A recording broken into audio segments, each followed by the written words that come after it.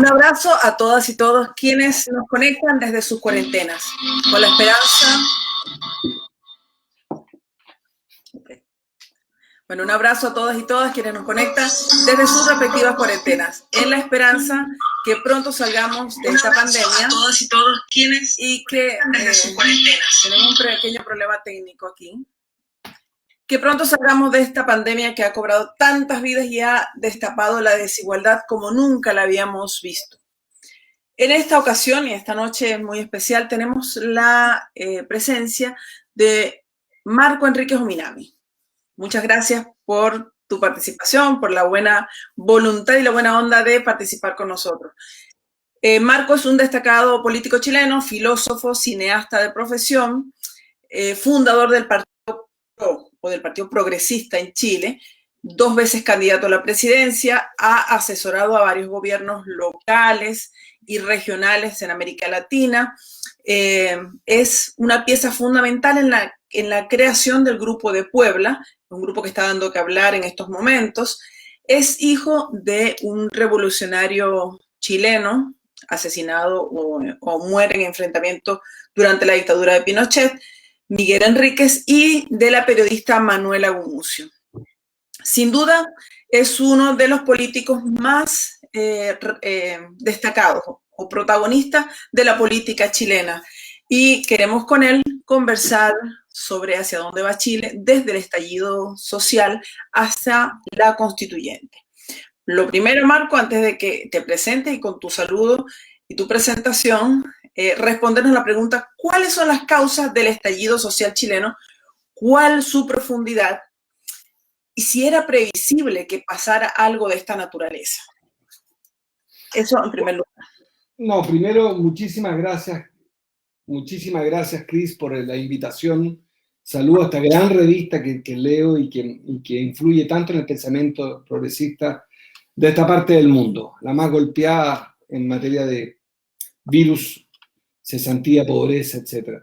No, Chile, que yo siempre he denominado la Corea del Norte del capitalismo, creo que conoció el 18 de octubre del 2000. Recordemos el detonante, son unos jóvenes que protestan por un alza del precio del metro o subte, como dicen en Argentina, pero un alza que no es para ellos, era un alza para sus padres. Eso es lo sensacional. Es que protestan por algo que no depende de ellos, por sus abuelos. Es una lucha de las más nobles que yo conozca en nuestra historia. Luchan por algo distinto a su presente. Esto es muy interesante. Y creo que la explicación se da muy rápido, algunos elementos. Creo que el cemento de la protesta fueron las AFP, las administradoras de fondos de pensión, que es un sistema algo único en el mundo, apenas 8 países lo tienen, obligatorio, que establece que cada individuo cotiza por sí y ante sí para su futuro previsional. Significa que las platas de todos nosotros, trabajadores, trabajadoras, el 10% todos los meses, va a un fondo privado que en realidad, más que pagar pensiones, porque paga pensiones muy malas, financia el mercado de capitales, financia los negocios de las grandes empresas. Funciona como una especie, de hecho, aunque es una caricatura, pero es como un banco para la gran empresa, con dinero nuestro. Eso, a mi juicio, es la rabia después de 40 años de existencia de este sistema que se instaló por obligación en dictadura, cuando no había derecho a réplica. Ese es el cemento de la protesta. Después se sumaron con muchas fuerzas causas algunas de consumidores endeudados, causas de minorías, causas de mayorías. Y yo creo que ese movimiento tan masivo, tan persistente, se explica entonces por las AFP y después porque se suma un movimiento feminista espectacular que establece con talento, con propuestas, con legitimidad, una demanda de participación, de dignidad, de respeto a la mujer en el debate público, en la sociedad chilena, en sus remuneraciones.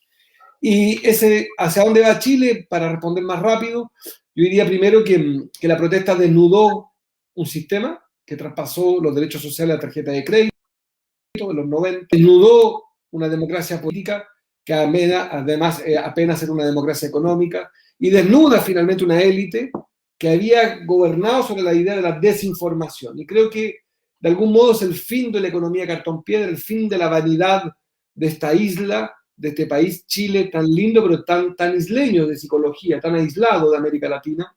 Y Chile vuelve a América Latina a la fuerza producto de un pueblo que decide cambiar su destino y después viene la pandemia, lo que hace que todo esto se vuelve más complejo porque la protesta se mezcla con este virus mutante que no es peor que el SIDA, pero es más paralizante que otros virus. Es el virus más paralizante que conozca la humanidad. Nunca antes 5.000 millones de personas estaban encerradas. Entonces ese mundo de contradicciones azota esta economía pequeña. ¿Y en la pandemia logró detener el estallido o eso está latente de alguna manera? Yo primero creo que Chile estuvo anestesiado e hibernando durante 30 años, por una razón que la cual los economistas conservadores del continente no explicitan y lo hacen de manera sesgada. Es que Chile vivió un sistema de bancarización, de endeudamiento privado muy acelerado, que escondió el debate de fondos sobre los derechos, lo que en Venezuela, en Argentina, en Brasil, en México sería intolerable. En Chile era tolerable de que las universidades públicas fueran las más caras del mundo PIB per cápita, que fueran igual de caras que las privadas. ¿Cómo eso lo toleraría que lo explique un mexicano, un argentino, un venezolano? ¿Cómo toleraría que la universidad pública cueste lo mismo que la privada? Suena una contradicción para un joven de cualquiera de esos países. Aquí era normal. ¿Cómo? Porque se le facilitó el acceso al dinero privado, a la deuda, a los pueblos. Entonces Chile conoció mucha deuda privada que permitió acceder a mucho dinero. Y por eso la economía chilena fue tan conocida. Decías que raro un Estado con baja rica, un Estado eficiente y un pueblo contento. No, no es que estaba contento, se endeudaba a través de los bancos y a través de algo que no existe mucho en América Latina, que cada día se conoce más, que es el retail. Son las multitiendas, que en realidad son bancos, venden dinero. Yo diría que esa hibernación se acabó el 18, vino la pandemia y que hoy estamos de nuevo en un estado, yo diría, de mucha furia, pero de otra entidad que la anterior, porque ahora estamos con un tema de deuda, de dinero de nuevo, mucho más agudo, y con una fuerte oposición nacional del presidente de la República. Por tanto, yo diría que está latente, pero se va a expresar de otra manera. Se va a expresar de otra manera porque ha pasado algo impredecible, y es que Chile ha decidido dinamitar su sistema de pensiones.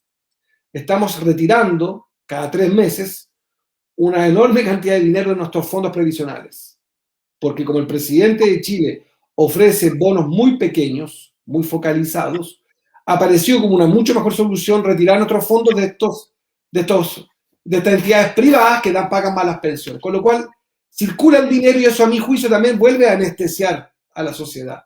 Pero yo te diría que apenas se reinstala un debate de sociedad sin pandemia, si es que eso ocurre algún día, porque podría no terminar ni el 2021 ni el 2022, cuando eso ocurra creo que puede haber un movimiento social fuerte, transformador. Creo que hoy día estamos más bien en una biopolítica, no estamos en un movimiento de izquierda, estamos en la biopolítica, todo es bioseguridad, biopolítica, biocultura, todo se vuelve desde la biología. Entonces creo que hoy día es difícil hablar de movimientos sociales en Chile.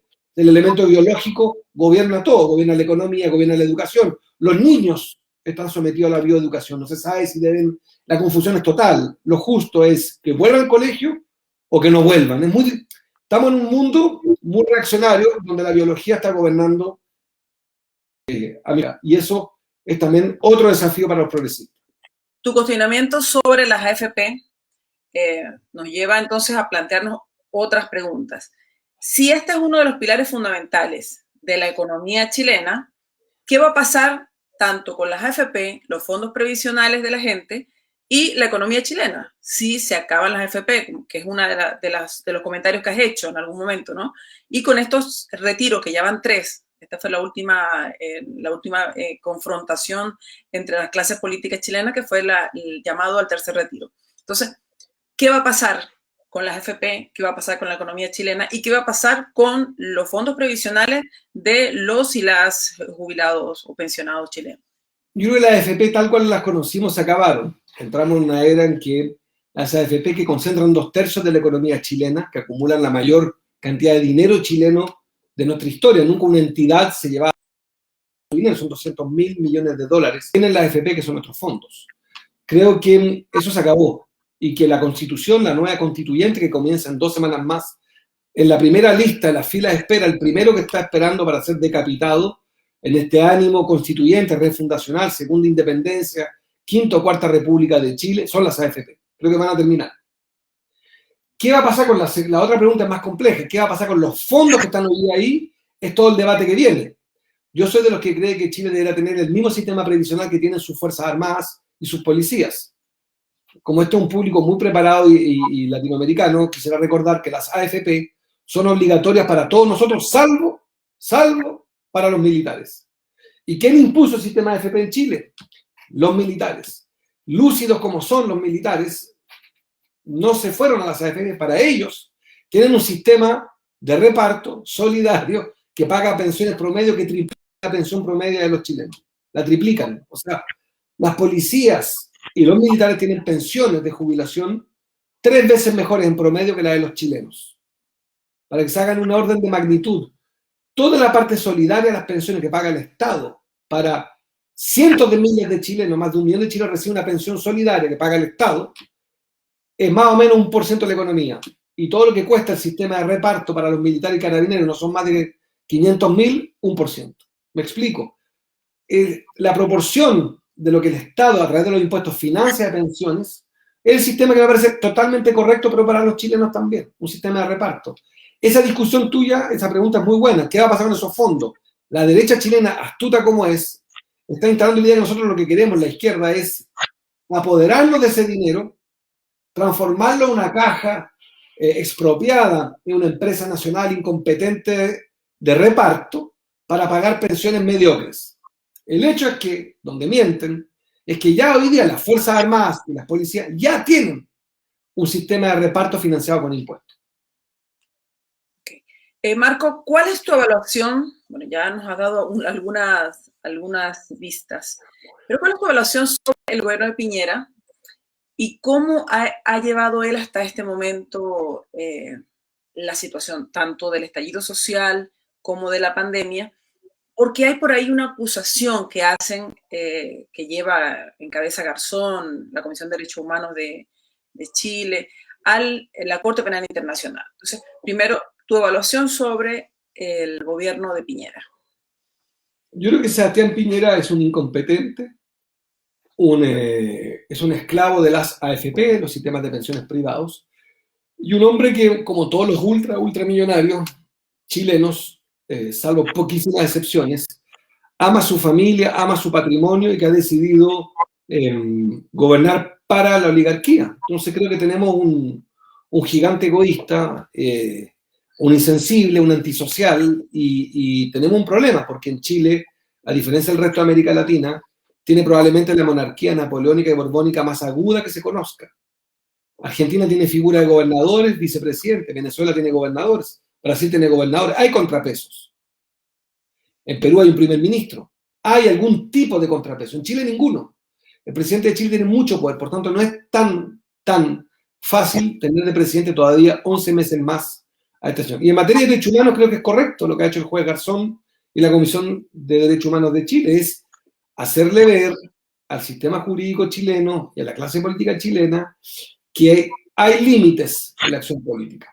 Un político puede mentir, faltar a la verdad, hay cosas que son graves y deben ser sancionadas democráticamente, pero hay otras que no solamente deben ser sancionadas penalmente, sino que en cualquier parte del mundo y en cualquier tiempo, que son los crímenes contra la humanidad. Y dejar ciego a decenas de jóvenes por protestar, torturar en cuarteles policiales, ser acusados de violaciones a mujeres, como están todos los videos que son decenas, lamentable y trágicos, de autos policiales atropellando jóvenes protestando, eso no puede quedar en nada.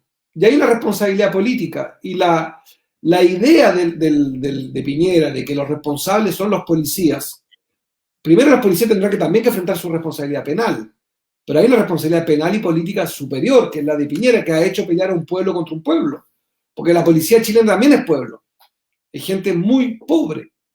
Los carabineros de Chile también son gente de origen muy humilde. Entonces, lo que hemos conocido en Chile es pueblo contra pueblo. Es una policía estresada, desbordada, sin formación, que termina torturando a su pueblo, atropellando a su pueblo, y disparando a la cara a Fabiola Campillay, a Gustavo Gatica, dejando ciego a los jóvenes, a gente que protesta y gente que no protesta. Fabiola Campillay estaba esperando el transporte público. No estaba en la protesta siquiera y quedó ciega de por vida. Entonces creo que eso no puede quedar impune, y me parece estupendo que Sebastián Piñera tome nota de que a la salida de su gobierno ya no podrá protegerse en ningún sistema, en ningún poder, en ningún fuero, y tendrá que responder en algún momento, en algún lugar de la vida, tendrá que responder en esta tierra por su responsabilidad. Es una denuncia que no lo condena, que le va a pedir explicación y me parece estupendo. En 2 semanas más se abre este proceso constituyente en Chile y quisiéramos saber entonces cuáles van a ser los espacios de consenso entre la clase política y las organizaciones sociales o la calle como tal, ¿no? Y cuáles son las particularidades que tiene esta Asamblea Constituyente, si tiene alguna semejanza o es mucha la distancia entre las constituyentes habidas en Venezuela, Bolivia y Ecuador. Yo diría primero que citando a Simón Bolívar, que no hay forma humana de que haya cambio si no se une la fuerza social con la fuerza política. Creo que tienen que estar ambos juntos y no estamos juntos. El mundo social ha decidido, como lo dicen ellos mismos, avanzar sin los partidos políticos. Y eso también es un error del mundo social, porque no es posible. Y además no es sano, las democracias son con partidos políticos. La idea del reino de los independientes te da el sistema peruano, que no es con mucha hermandad, porque yo adoro Perú. No es un sistema que a mí me guste. Me gusta el sistema de debates políticos, debate público, con agentes públicos. Y eso significa también que el mundo social, a mi juicio también, en eso, por muy valiente que haya sido, se equivoca. Y después está el mundo político, que también asume que el mundo social es un mundo irresponsable, ingobernable y que lo desprecia. Entonces, creo que hemos fracasado en construir un diálogo entre el mundo social y el mundo político. Un ejemplo de esto concreto, de la crítica que hago, es que para la primera Asamblea Constituyente, que no lo es, pero es la Convención Constitucional, la primera en 210 años, la más importante de toda nuestra historia, lo cierto es que la derecha, reaccionaria, vinculada a la dictadura, violadora de derechos humanos, hay excepciones por supuesto, pero una derecha muy reaccionaria, va en una lista. Y nosotros, la oposición, que somos mayoría, que tenemos mucho más empatía, que con todos nuestros pecados somos infinitamente más progresistas que la derecha, vamos en 6 listas nacionales y hay regiones o provincias o estados, como quieras llamarlo, en que vamos en 10. Con lo cual el pronóstico es malo. Y después sobre los parecidos creo que no, que hay que ser, yo creo que viene una gran decepción. Pero bueno, cada país también tiene la clase que le corresponde, es la que eligió Chile. Yo también quisiera recordar que Piñera lo eligieron los chilenos, por abrumadora mayoría, 2 veces. Tampoco yo voy a despenalizar a mi pueblo. Tampoco, porque no sería demasiado hipócrita, porque lo normal en todo manual de buen candidato es decir, si se puede, adelante, soy optimista. No. Este mismo pueblo que se puso de pie 2 veces eligió a Piñera. Con voto voluntario, con voto obligatorio, con crisis económica, con abundancia económica, con 10 candidatos de alternativa y eligieron a Sebastián Piñera 2 veces. Ya sabíamos que Sebastián Piñera no respetaba los derechos humanos en su primer gobierno y lo reeligieron. Ya sabíamos que era nepotista, que estaba vinculado a la corrupción y lo reeligieron. Por tanto, un país pecador que elige 2 veces a Piñera, 2 veces a Bachelet, es un país que merece respeto y un pueblo que yo soy un derrotado respecto de Bachelet y Piñera, con lo cual tengo una mínima credibilidad porque soy un derrotado, pero también hice que un buen perdedor. Reconocí mi derrota frente a ellos y eso hace a la democracia. Y eso me da un derecho también de interpelar a mi pueblo. Y que también, de nuevo, vamos a ir a una convención constitucional con algunas diferencias con la venezolana, la ecuatoriana, la boliviana. Aquí se establecen algunas cosas que son complicadas. Una, el origen. El origen de la constituyente es igual al del Congreso. Son distritos, es una cosa muy técnica, pero el origen no es nacional. O sea, vamos a elegir de nuevo por distrito, lo que hace que es una fotocopia del Congreso actual. Mismo origen, mismo resultado. No es un debate nacional. Van a emerger desde los territorios distritales, igual al Congreso decadente, que tiene hoy día creo que un 5% de credibilidad, un Congreso 2, con un mandato más noble, refundar, repensar. Y segundo, se estableció otra cosa que es muy loca, que tampoco ocurrió en esos países, y es que vas a tener 2 congresos al mismo tiempo y para peor, un presidente que está en contra. Porque no hay sincronía. Va constituyente con un presidente, Sebastián Piñera, vas a elegir un Senado, una Cámara de Diputados, unos gobernadores, un presidente de la República nuevo, con la antigua Constitución y vas a tener que esperar un año más para que llegue la nueva Constitución. El cronograma va a ser decepcionante.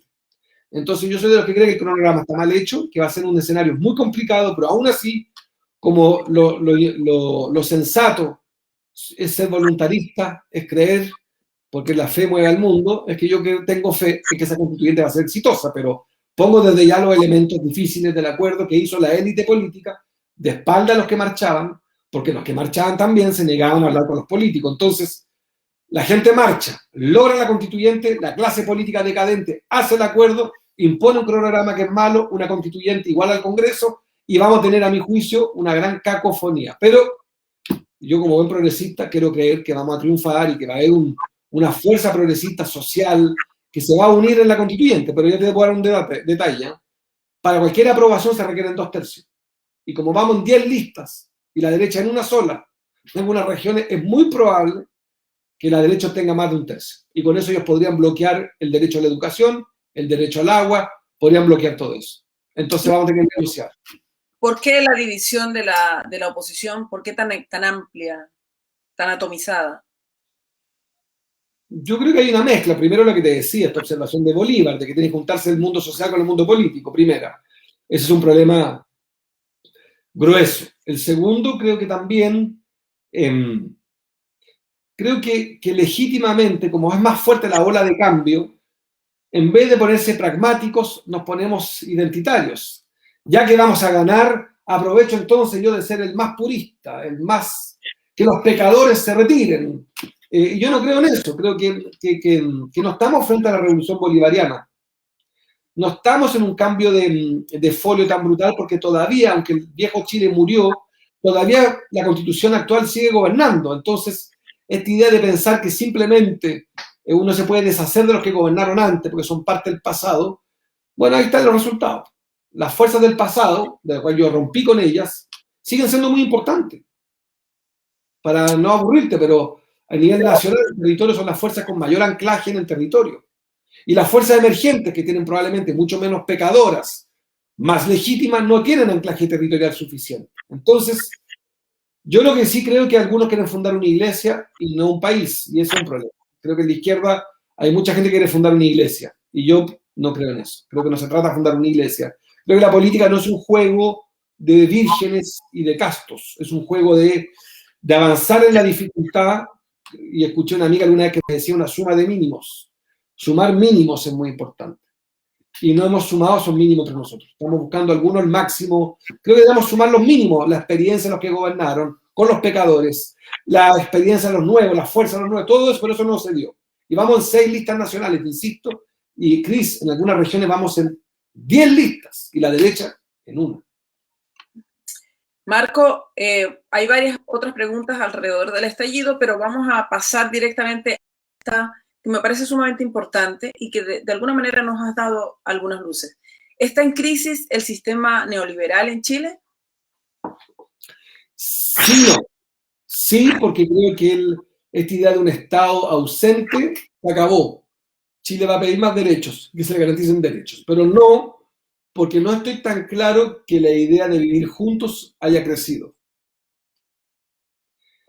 Creo que una cosa es que yo tolere a mi vecino y lo utilice para que no me pasen cosas malas, y otra cosa es entender que yo necesito que mi vecino esté sano, que le pase bien, que todos juntos avanzamos mejor. Entonces, creo que estamos en un mundo, ahora eso no le pasa solo a Chile, son los demonios de Venezuela, son los demonios de Francia, con la inmigración, digo, todos tenemos nuestros demonios. Entonces, creo que la idea de ir solos más rápido, esta idea de que lo que importa es la máxima felicidad al menor costo, todavía se instala muy fuerte en Chile. Pero sí creo que el neoliberalismo definido como lo que quiere simplemente maximizar la ganancia, entregando los derechos al más bajo costo, con el Estado más pequeño, eso sí está derrotado. Vas a necesitar a los Estados más grandes. Un ejemplo elocuente de eso son las vacunas. Las vacunas están vacunando a los Estados de manera universal. Ningún país ha aplicado según poder de ingreso. Ningún país. Todos los países, capitalistas o no, han vacunado de manera universal. Ninguno ha dicho, señora Cris, ¿cuánto gana usted? ¿Usted merece o no? Tiene que pagar por la vacuna. Todo el mundo asumió que la vacunación es una política que tiene que ser universal. Y eso es una derrota del neoliberalismo. Marco, en este aspecto, Chile lleva la delantera en cuanto a la vacunación de su población. Sin embargo, los contagios siguen aumentando y el número de fallecidos diario también es alto. O sea, no ha habido un buen manejo del gobierno de Piñera respecto al tema de la pandemia. No, Piñera yo creo que lo ha manejado muy, muy mal, no solamente en términos objetivos, por la cifra, cantidad de muertos por millón de habitantes, sino en términos relativos. Chile tenía condiciones muchísimo mejor que el vecindario para haberlo hecho bien. Chile tenía ahorro fiscal, la pública baja, un aparato de salud, teníamos condiciones para haber hecho más, pero Piñera prefirió comprar ataúdes, camas críticas, respiradores artificiales, antes que preocuparse de crear las condiciones materiales para cortar la cadena de contagio. Entonces los contagios siguen muy altos, porque el contagio no hay trazabilidad, porque no están creadas las condiciones materiales para cuidarse. Chile puede, esta es la diferencia. Mucha gente me dice, bueno, pero mira a los vecinos, sí que no es lo mismo. Los vecinos por razones distintas tienen dificultades de otro tipo, que evidentemente estamos mucho más complicados que nosotros. Nosotros no tenemos la deuda pública de Argentina. Nosotros no tenemos el tamaño de la economía boliviana. Chile es 12 veces más grande que Bolivia en materia económica. Chile tiene condiciones que no tenían los demás países. Que Bolivia, Argentina y Perú estén complicados porque en Perú más de la mitad de los peruanos es un trabajo informal. En Chile se suponía que era el 25%. O sea, Chile tenía condiciones mejores para haberlo hecho mejor. Eso es lo primero. Y sobre la vacuna, yo creo que el gobierno no lo ha hecho mal en la compra de vacunas y ni en la aplicación de la vacuna. Donde yo sí creo que cometió errores fue en el exceso de triunfalismo, en olvidarse que la vacuna no significa cortar la cadena de contagio. Significa que te expones menos a la muerte, pero el contagio sigue vivo. Y el segundo, que me parece muy importante en materia de vacuna, que es a mi juicio esencial, es que mientras estás vacunando, mientras no bajen los contagios, también se priorizó, y esta crítica es más, aquí voy a ser más generoso, porque es fácil decirlo ahora, el gobierno tomó una decisión que todo el mundo está tomando, que es vacunar a los adultos mayores, a las personas con comorbilidades. Pero cuidado, que los que no vacunaste son los más jóvenes, que son los que hoy día están en las clínicas, de 50 años, 40 años. Entonces, de repente, yo creo que ahí es difícil de plantearlo así. La vacunación por tramos de edad tiene ese desafío. Chile lo ha hecho mal, pero lo cierto es que en vacuna no lo ha hecho tan mal. Y yo por eso hoy tengo una propuesta, es que este señor innombrable, el presidente de Chile, se dedica a vacunar, que es lo que mejor sabe hacer, que deje de gobernar y vacune, que no eso lo hace bien. Pero es posible eso, dejar de gobernar y dedicarse a vacunar, eso... En 2 semanas más, sí. En 2 semanas más, si obtenemos una votación contundente y el pueblo de Chile ratifica en las urnas, porque sabes que hoy día uno supone, y tú y yo así lo leemos, que la calle, las encuestas, pero a mí me parece que hay algo mucho mejor que el soberano se exprese en las urnas. Y si hace pocos meses obtuvimos el 80% contra la Constitución de Pinochet y nadie discute hoy día que la Constitución de Pinochet está muerta, bueno, el certificado de función política de Piñera lo obtendremos el 15 de mayo en la elección. Será indiscutible. Y por eso que yo hago un llamado, si alguien nos ve desde Chile, a votar por el cambio y hacer la próxima elección un gran plebiscito sobre el innombrable. Ahí es un tema, mucha tela que cortar en ese aspecto, porque no una constituyente o sea, el resultado de una constituyente no permitiría que, o sea, no obligaría a un presidente a irse, ¿no? No. La constituyente establece, tiene un perímetro, un proyecto de ley que estableció la constituyente y pone un perímetro y unas reglas, y una de ellas es que el presidente termina su mandato. Yo he propuesto adelantar las elecciones y elegir todo de una vez. Yo he propuesto que hagamos una refundación eligiendo una constituyente, un nuevo presidente, porque me parece que los presidentes al menos deben ser árbitros. Ojalá estén a favor de la nueva constitución para que acompañen. ¿Deben ser árbitros, dijiste? Árbitros o militantes de la nueva constitución. Pero lo que tenemos hoy día es el enemigo del proceso. O sea, cuando Evo Morales, cuando hubo constituyente en Colombia, Bolivia, Ecuador, Venezuela, incluso Sudáfrica, si no me equivoco, los países donde hubo constituyentes, los jefes de estados acompañaron el proceso. Lo acompañaban fraternalmente, facilitaban el debate, creaban las condiciones. Y por último, como pasó en Colombia, donde podías tener más bien un árbitro, no un fanático, sino un árbitro, alguien que dijera yo instalaré las condiciones para la nueva constitución. También es interesante. No, en Chile ni uno ni lo otro. Tenemos al tipo que está en contra de esto. Entonces, para Piñera el proceso constituyente es un problema que trata de aislarlo. De hecho, él no habla de eso. Él nunca ha hablado de la constituyente, él no pronuncia la palabra. Se le olvida que estamos entrando en un proceso constituyente. Limitado, regulado, pero constituyente al fin.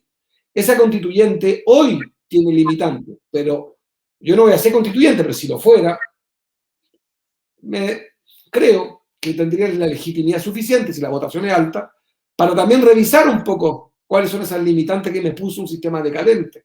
Creo que ese debate va a ser muy tenso, pero a mí me gusta que la constituyente también diga, mire, discúlpeme, sí, yo no puedo hablar de los tratados internacionales, pero puedo también resignificar el derecho al agua, que en Chile, tú sabes, es un derecho que, por historias un poquito técnicas, ha terminado siendo separado de la tierra, y en Chile tenemos empresarios del agua que no tienen tierra y agricultores que no tienen agua. Wow, no lo sabía. Marco, nos vamos a América Latina y queremos tu mirada abarcadora, como dicen algunos compañeros por ahí, de nuestro equipo. ¿Cómo ves a América Latina en dos aspectos? El tema electoral, donde la izquierda en estos últimos tiempos ha tenido grandes reveses, pero también grandes avances. Y en lo referido a la protesta social. O sea, queremos tu visión sobre estos dos aspectos en cuanto, no solamente a América Latina, si te puede extender el Caribe o toda la América. Primero recordar que previo a la pandemia, ya América Latina y el Caribe, producto de la llegada de los gobiernos conservadores, había retrocedido casi en todos sus indicadores, los mismos que los gobiernos progresistas habían logrado mejorar. Desigualdad, pobreza, inflación, en términos promedio. América Latina había retrocedido muchísimo de la mano de los conservadores. En términos promedio, los promedios siempre esconden la historia. Y la historia es que Venezuela está sometido a un bloqueo infame. Pero dicho esto, en promedio, América Latina había retrocedido. Y América Latina y el Caribe hoy son el continente más rezagado del mundo, el más retrasado, detrás de África y de Asia. No somos protagonistas ni lejos, somos apenas testigos y mendigos del mundo. Dependemos de los acuerdos del mundo. Quizás los dos grandes jugadores todavía es Brasil, que hoy día se está autoexiliando a la mano del bárbaro Bolsonaro, y Argentina, que en medio de su dificultad tiene un presidente que dialoga, porque yo a Venezuela lo sitúo siempre en un territorio casi de excepcionalidad por las sanciones, un país que está secuestrado por las normas norteamericanas y que está expropiado de su dinero para poder resolver sus propios problemas. Por tanto, América Latina y Caribe, a mi juicio, hoy día son el continente más retrasado. Tengo la enorme preocupación porque creo que los verdaderos temas de América Latina, que son, por ejemplo, para salir adelante en el corto plazo, la deuda, de eso se está hablando poco o nada. Hay países del Caribe, Cris, que tienen que pagar 1, 2, 3% de su economía anual en intereses. Ni siquiera pagan la deuda, pagan los intereses de la deuda. Eso es insostenible. Tiene un problema de deuda. Tiene un problema, además, grave de comercio. El comercio intrarregional se está volviendo un factor esencial, ya no simplemente romántico, sino que es la salvación de este continente, incluso la economía de escala. Por efecto de las vacunas, fíjate lo mal que nos ha ido, puesto que no somos capaces de comprar juntos. En ningún país, no hubo ni un binomio. Ni Chile ni Argentina se pusieron de acuerdo para comprar las vacunas. Lo que significa que hoy día las fronteras están cerradas. El aeropuerto está cerrado. O sea, Argentina, que vive mucho más que Chile, que del turismo, tiene un problema porque no se coordinó con Chile y Chile con Argentina.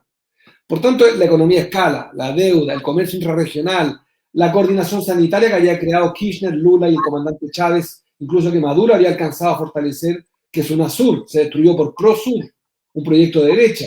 Después, el desafío venezolano, el grueso del continente, al menos del sur, creó más bien el Grupo de Lima, por órdenes de Estados Unidos. O sea, tampoco hay integración política. Tampoco en materia militar, sigue el gasto en armas, que es obsceno en el continente. Es un mundo que todavía gasta mucho en armamento, cuando todavía sigue creciendo la pobreza. O sea, creo que no hay, por ninguna parte, hay buenas noticias, y creo que la derrota que vivimos en Ecuador es muy, muy dolorosa, porque si bien México, Argentina, Bolivia y Chile ya habían los pueblos hecho una opción integradora, sensata, de sentido común, de volver a buscar un plan de desarrollo continental, en medio de que Lula reaparecía con sus derechos reconquistados para competir por la presidencia de Brasil, si así lo decide. En medio de eso, Ecuador, que era esencial para Argentina, para la CAF, para el BID, los agentes económicos más importantes del continente, lo perdimos no a manos de un moderado, a manos de un banquero muy de derecha, vinculado a un catolicismo extremo.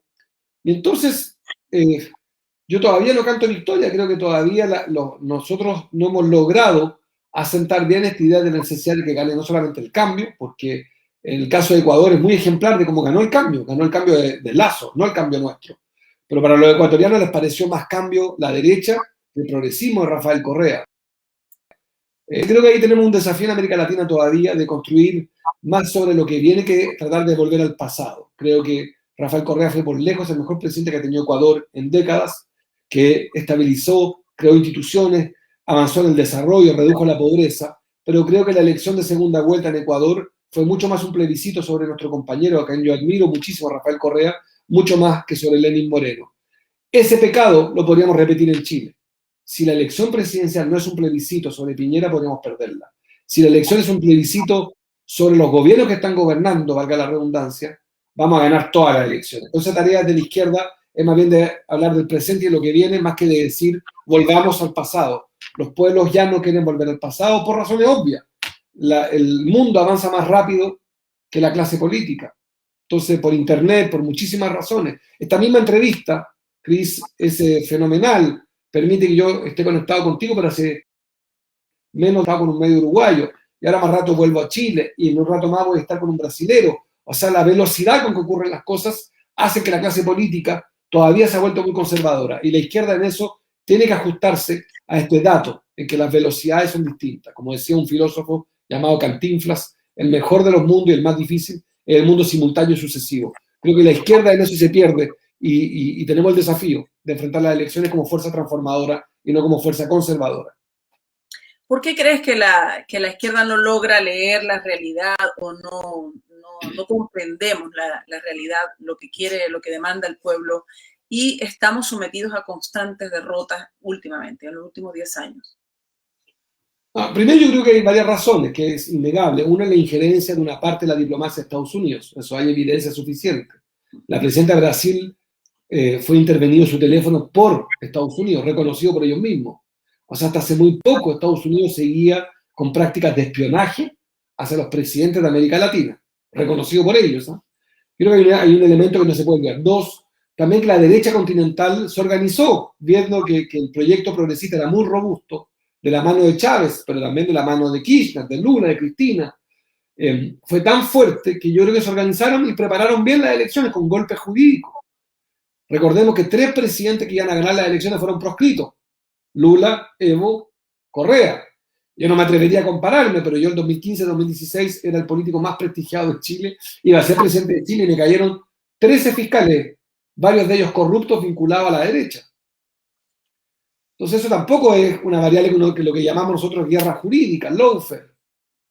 ¿Cómo se explica que todos los candidatos progresistas fuimos todos proscritos? Y vamos ganando, además. Todos los que vamos a ganar las elecciones, curiosamente, además en los mismos años. Cristina, Correa, Lula, Evo, en segunda división si quieres yo, pero se van sumando. Y después yo diría una tercera cosa, y es que también toda esta cosa media pretenciosa que te dije del internet y todo esto, también choca con otra realidad.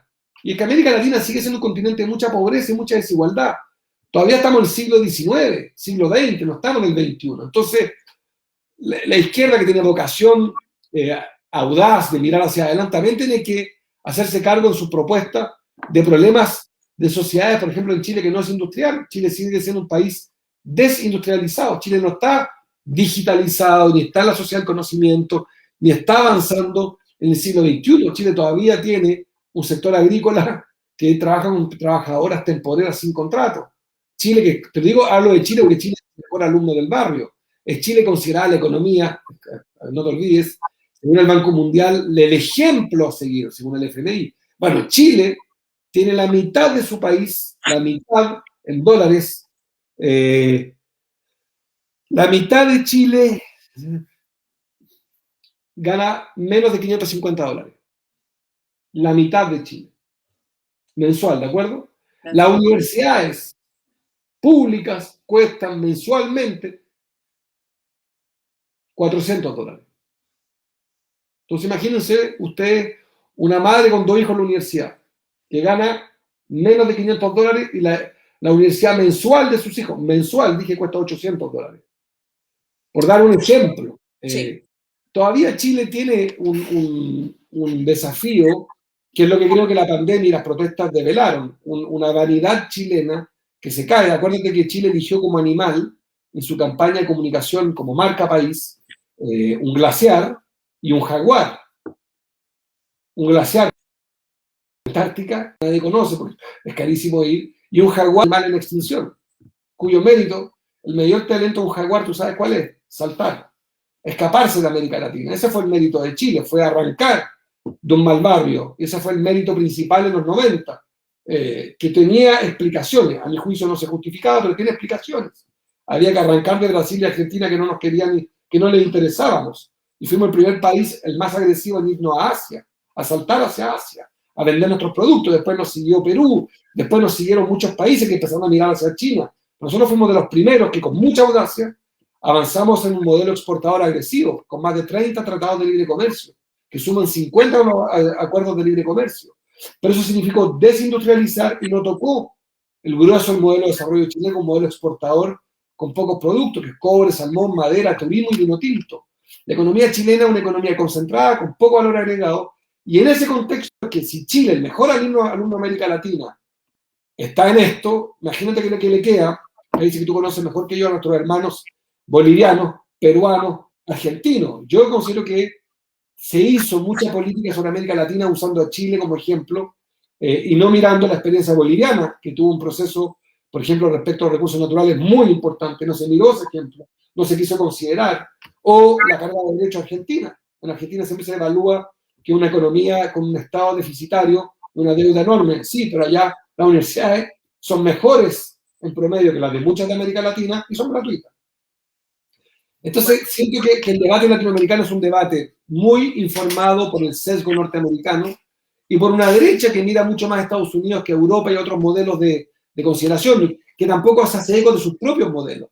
Entonces, a mí me parece que en eso América Latina está en el peor de los mundos y creo que estamos en un muy, muy mal momento. Soy, de nuevo, optimista porque hay que ser así cuando uno tiene voluntad, cuando uno es progresista. Hay que creer que todo será mejor, pero creo que no es que vayamos así, seguimos yendo así. Aumenta la pobreza, aumenta la desigualdad, los fenómenos migratorios son cada día más duros, más difíciles, para acá hablar de Centroamérica. Y elige muchas, de la oleada migratoria, elige Chile como destino por todo lo que han vendido, ¿no? De que es la mejor economía, lo más estable, es la promesa de una vida mejor. Yo quisiera ser justo, yo tengo la peor opinión de la élite de mi país y por eso he peleado duro con ellos, pero yo lo que quisiera dar es un punto de vista un poco más original, por lo menos desde la izquierda. Yo no estoy totalmente, o sea, creo que es un error lo que se hizo, pero atiendo las explicaciones que te dan. Cuidado, Chile, acuérdate que es 0.4% de la economía mundial, que Chile tiene una geografía muchísimo más complicada que la de nuestros vecinos, muchísimo. Terremoto, tsunami, avalancha, sequía. Chile conoce un nivel de una naturaleza anómala. Los terremotos más fuertes de la humanidad han ocurrido en Chile. O sea, tú conoces bien Chile, pero hubo un año en que Chile hubo 500 temblores. Es un pueblo que uno duerme y de repente hago una caricatura, pero Chile tiene una particularidad, su ubicación lejana, su naturaleza, su hiperconcentración de la economía, 4 farmacias, 4 cadenas de supermercados, 4 AFP, en fin, etcétera, etcétera, 4 bancos que se llevan el 80% de las colocaciones bancarias, y además es profundamente irrelevante. Chile es el 0.4% de la economía mundial. Si no fuera por el cobre, Chile no juega en ninguna cancha. Jugó alguna vez en salmón y por mal manejo de los bancos y por un sistema de depredador perdimos competitividad. Pero si no fuera por el cobre, Chile no está como Argentina en el G20.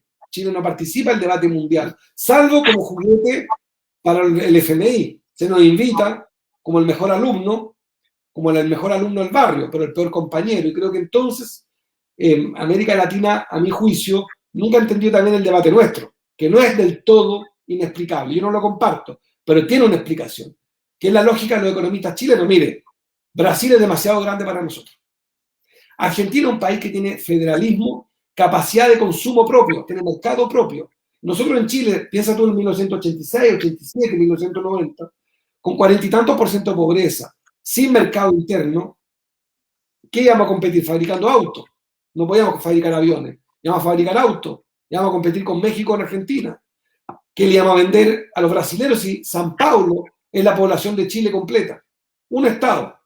Entonces, claro, es una lógica de los chilenos decir, mire, en América Latina no somos interesantes. Además, agrégate las peleas centenarias con Bolivia, donde Bolivia, yo soy muy crítico de la política exterior de Chile, pero también convengamos que la política exterior de Bolivia también es bastante dura con Chile. Entonces, claro, lo que Chile dijo, mire, ya en el barrio no me quieren, yo no los quiero, me voy. Abro mi economía, arranco, reduzco la pobreza, bancarizando y traspasando la tarjeta de crédito de los derechos sociales, reduzco el tamaño del Estado, consenso de Washington, y además abro la economía para que vengan los bienes de, ¿cómo se dice? Los bienes. Y hubo un intercambio muy rico. En Chile, no sé si tú te acuerdas, tú venías en esos años probablemente, había una industria textil en Chile. En Chile se fabricaban chalecos de la ligua, con la lana de la ligua, chalecos en Tomé, había una industria textil. Murió en los años 90, en 2 minutos, murió la industria del carbón, por el fenómeno chino. La ropa china era más barata, entonces Chile dejó de ser mínimamente industrial, se desindustrializa, los pueblos, se reduce la pobreza muy rápidamente, pero no la desigualdad. Y creo que eso es lo que hoy día en esta economía compleja, como todas, pero una economía bastante más simple que otras economías, mucho menos complicada que una economía petrolera, por decir algo, una economía agrícola, industrial, como la exportadora, como la Argentina, que tiene industria, tiene mercado propio. Chile, recién hoy día, el consumo, hace pocos años, se volvió un factor muy relevante. Marco, tú hablabas hace un ratito del lawfare y quería que nos comentaras sobre una carta que te envía Lula y que se hizo pública hoy. Él solidariza contigo sobre esta acusación, esta persecución que se hace luego de la muerte de Chávez. Nosotros lo ponemos en el tiempo histórico, después de la muerte de Chávez, pasada la década ganada, comienza una persecución contra los líderes de la izquierda regionales, lo que tú mencionabas ahorita, Dilma, etcétera. Y que durante unos años los reveses que tuvimos políticos no fueron electorales, fueron más bien con esta nueva forma que se creaba, este lawfare, del cual hablabas tú hace un ratito. Cuéntanos de esa carta que te envía Lula. El expresidente Lula, que yo admiro profundamente y que ha sido injustamente encarcelado, como quedó demostrado, me envió una carta ayer o antes de ayer, expresando su apoyo por los procesos a los que he sido sometido en los últimos 7 años y que han significado que se me condene sin juicio. Yo he llegado a tener más de 13 fiscales investigándome, tratando de amedrentarme. El fiscal principal, que fue el que me persiguió, es hoy asesor del presidente de Chile, al que yo en la encuesta lo derrotaba en su minuto. Es un fiscal corrupto vinculado al pinochetismo, de amedrentarme y mediante filtración y violaciones a la ley, con fiscales en general, la mayoría muy corruptos y cometiendo ilegalidades, me persiguieron y hoy día, tal como cuando iba a ser probablemente el político, era ya el político más creíble y con más futuro y que marcaba el número 1 en la encuesta, me tumbaron para la elección presidencial pasada con acusaciones completamente infundadas, delirantes, que tan infundadas son que ni siquiera he tenido juicio. Llevo 7 años, Chris, 7 años sin ir a juicio. Y han ido sumando investigación tras investigación sobre hechos demenciales, porque ningún candidato presidencial de la historia de Chile se le ha sometido a acusaciones tan falsas, tan infundadas, sin ninguna prueba. Y lo que ha pasado, además, es que se me han quitado mis derechos políticos. No tengo derecho a votar en mi país sin juicio. O sea, ya se me condena porque estos fiscales, sobre todo este fiscal Pablo Gómez, corrupto de derecha, que trató, insisto, de aterrarme y no le resultó, ya desesperado porque no tenía carrera, me acusó en un tipo penal loco, que significa que ahora, solo por el hecho de estar acusado por un fiscal corrupto, tengo prohibición de votar. Y el presidente Lula ha considerado, a través de una carta, expresó su solidaridad, que le agradezco mucho, denunciando un poco lo que le pasó, más bien lo dice, igual que lo que le ha pasado a él. A él también se le acusaba y se le quitaron sus derechos políticos de manera completamente inaceptable. Es una violación a un derecho político, a un derecho civil y a un derecho humano, que es el derecho a elegir y a ser elegido. A Lula y a mí, y guardando las proporciones, pues soy un gran admirador de Lula, los dos fuimos proscritos y estoy siendo proscrito. Lula recuperó sus derechos y espero que en el derecho internacional me devuelva el derecho. No por mí, Cris, si yo soy un animal político, tengo cicatrices y peleo, pero por qué le podría pasar a cualquier otro compatriota en mi país. Y es inaceptable. Fiscales corruptos pueden decidir la democracia, fiscales de derecha vinculados al pinochetismo, a la corrupción y a la dictadura, serviles al poder como el de Piñera, pueden intervenir la democracia. Eso se llama guerra jurídica, yo lo denuncio con todas sus letras y creo que el presidente Lula, con su carta, expresa una solidaridad que yo valoro mucho y agradezco mucho. Ha tenido gran impacto en mi país porque Lula es muy, muy respetado por buena parte de mis compatriotas. Marco, para terminar, ¿qué es el Grupo de Puebla? Bueno, después hay unas preguntitas por ahí que nos han enviado nuestros seguidores y seguidoras, pero quería más o menos, y en una corta respuesta, una mediana respuesta, ¿qué es el Grupo de Puebla? ¿Cómo nace este grupo? ¿Qué necesidad tiene el continente de contar con este grupo o la región? Existiendo otros espacios de convergencia política. ¿Cuál es la relevancia, la importancia y necesario es el Grupo de Puebla? El Grupo de Puebla es un grupo de hombres y mujeres libres y deliberantes de América Latina, el Caribe y España, de 52 líderes de 16 países. Todos hombres y mujeres del poder que han luchado, han estado, están y estarán por la justicia social desde el poder.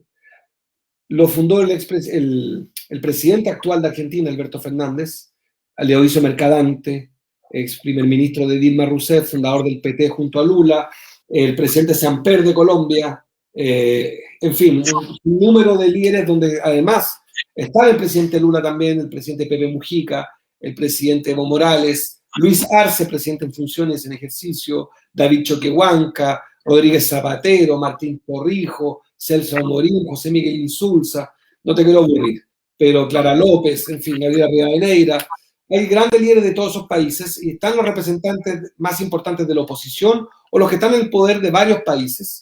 La ministra de la Mujer de España, Irene Montero, en fin, el canciller de Argentina, en fin, el vicecanciller de México, el presidente de Morena, Mario Delgado.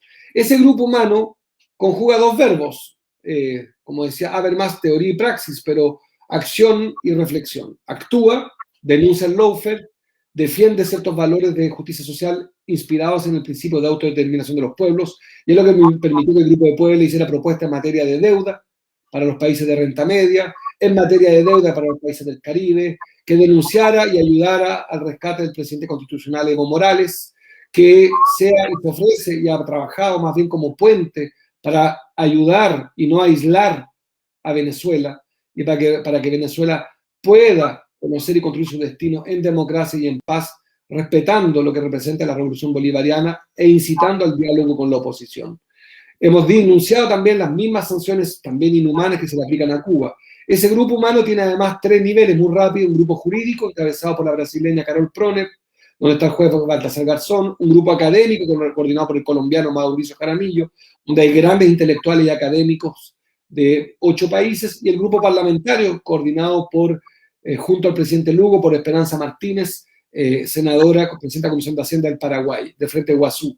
Ese grupo humano, donde está, te digo, a mi juicio, un tipo de animal político muy, muy atractivo, es un grupo muy activo, no pretende reemplazar a ninguna institución, es heredero, admirador de UNASUR, compañero del Foro San Paulo, observa electoralmente el proceso electoral, y por eso hemos tenido misiones electorales en varios países en estos casi 2 años de existencia, y seguimos participando de promover la democracia, la justicia social, el principio de autodeterminación de los pueblos, la paz. Ese grupo ha avanzado y se ha hecho muy influyente por su velocidad, su cohesión, pero también porque un grupo que no representa instituciones, son liderazgos que se representan a sí mismos.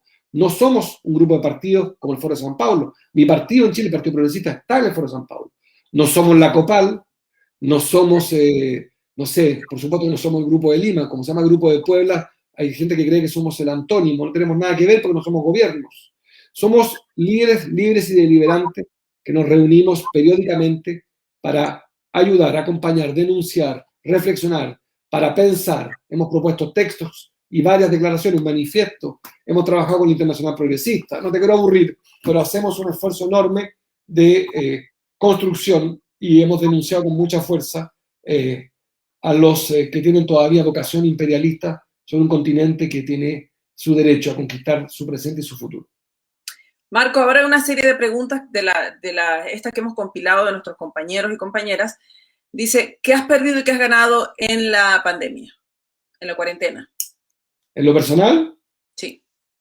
El sueño, eso lo he perdido. Se me ha ido al carajo el sueño. Tengo un trastorno del sueño de nuevo. Había logrado recuperar mi higiene del sueño, se me fue a la mierda. ¿Y qué he ganado? Tiempo para leer. Dentro de todo soy un privilegiado. Tengo internet. Yo hace muchos años que trabajo en teletrabajo y en videoconferencias. Para mí no es nuevo. Yo siempre he trabajado en varios países, con varios países, por lo tanto, he ganado más tiempo en realidad, porque ya que todos mis pares también están en videoconferencia, he logrado ganar un poco de tiempo para leer. Yo soy alguien que le cuesta leer. Tengo una mente muy dispersa, así que he ganado tiempo para leer. Con miras a las próximas elecciones generales en Chile, ¿serás candidato a la presidencia? Pregunta por acá. Es una pregunta que estoy llamado a responder, me la hacen y me la piden todos los días. Ayudaré a la unidad y me pondré el overol o el gorro de comandante si es necesario para la unidad en su momento. Pregunta Javier, ¿en qué posición te colocas? ¿Socialdemócrata, socialista, progresista, izquierdista? Progresista. Soy progresista porque creo que hay una cosa que me gusta a mí, que en el movimiento el progresismo significa todo y nada. Pero a mí me gusta esta idea antineoliberal que el progresismo defiende bien, que es esta idea de que la máxima felicidad no se le puede aplicar un tema de costo a la vivienda, la educación, la salud, el transporte, la jubilación. Creo que ahí hay una dimensión que es completamente irracional del neoliberalismo. El progresismo creo que se hace cargo bien de eso. Es antónimo del conservadurismo y está siempre en movimiento. Pero sigo creyendo que el marxismo tiene respuestas que son muy importantes respecto al capital, respecto al mercado, respecto al dinero. Creo que el socialismo sigue teniendo una reflexión respecto a lo sindical muy importante. Creo que en esos apellidos yo me encuentro, no tengo problemas, soy un poco de todo eso, pero mi definición es progresista. ¿Cuál es, nos preguntas de Perú, qué significaría para la región el eventual triunfo de Castillo? Creo que es muy importante, no lo conozco, confieso que fue una sorpresa incluso para muchos de nosotros, lo estamos acompañando, nos importa mucho, creo que vamos a tener un encuentro en estos días pronto, creo que es muy importante que Perú, donde tiene una oligarquía tan reaccionaria, conozca un presidente de origen progresista y de ideas progresistas. Marco, hay una montonera de preguntas, pero vamos a irnos más al final porque esto es sobre la tesis de Marx sobre Feuerbach. Ay, no, esto es increíble. Una gran cantidad de preguntas y eso es bien interesante.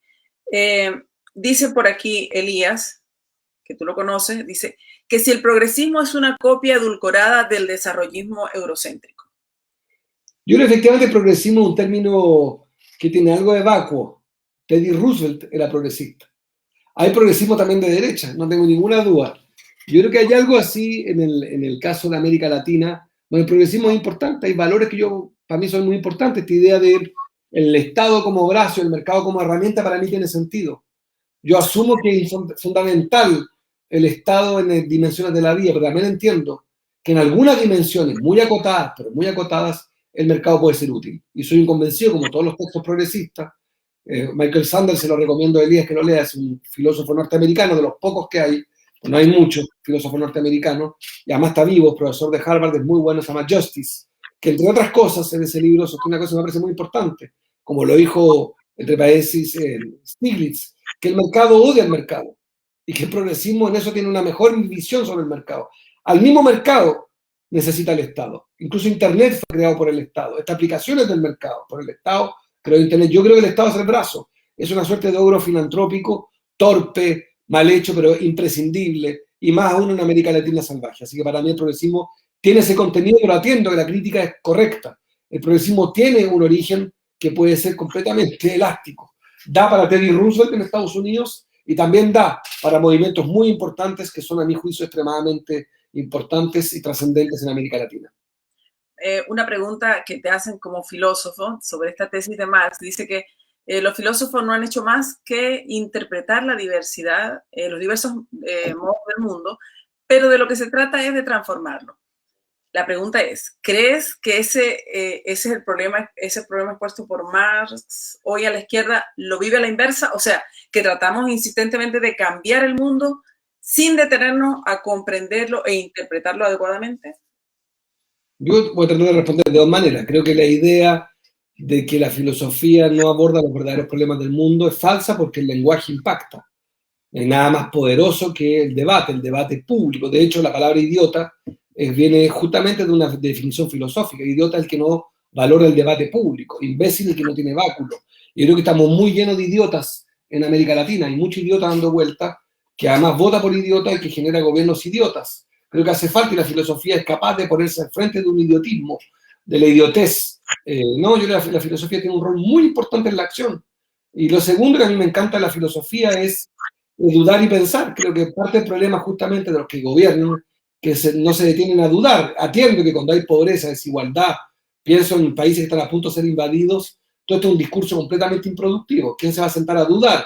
Pero creo que quien no duda pierde oportunidades de buscar mejores soluciones. Y la filosofía no solamente es una pregunta, es una respuesta, y la respuesta a partir de una duda. A mí me parece que la filosofía es totalmente revolucionaria. Mira, desde Chile nos dice que van a hacer una serie de preguntas chakra. Dice, ¿con qué endulzas? ¿Con stevia boliviana o con azúcar cubana? No, azúcar cubana y boliviana, pero no tomo azúcar. Ya tengo un problema con el sobrepeso, así que no como azúcar. ¿Qué prefieres, el ron venezolano o el vodka ruso? Ron venezolano, pero tengo un problema con el sobrepeso. Dice que ¿qué te causa más placer, con la derecha o con la izquierda? ¿Qué me causa más placer, por la derecha o por la izquierda? Por la izquierda. ¿Con la derecha o con la izquierda? Dice. Con la derecha. Ok, perfecto. No entendí. Bueno. Tengo problemas de comprensión. Me llegó el azúcar a la cabeza. Son preguntas, estas son preguntas muy, muy capciosas, da para otras conversaciones. Bueno, temas inteligentes. Saluda a Elías, este hombre que manda vuelta. Preguntaron Cristian, Hamed, preguntaron Javier Larraín, Elías, Luisa, Nair, un montón de gente muy fanática de ti. Yo de ellos. Algunos los conozco mucho, los quiero mucho y son unos ingratos. Me aprovecho de quejar públicamente. Ninguno ha escrito ni ha aparecido. Les doy vergüenza. Bueno, Marco, muchas gracias. Creo que no llegamos a la hora y eso es lo que nos interesa, no cumplir una hora dándole la lata a la gente, sino que tratar de que con estas pequeñas entrevistas pudiéramos comprender una realidad en permanente cambio.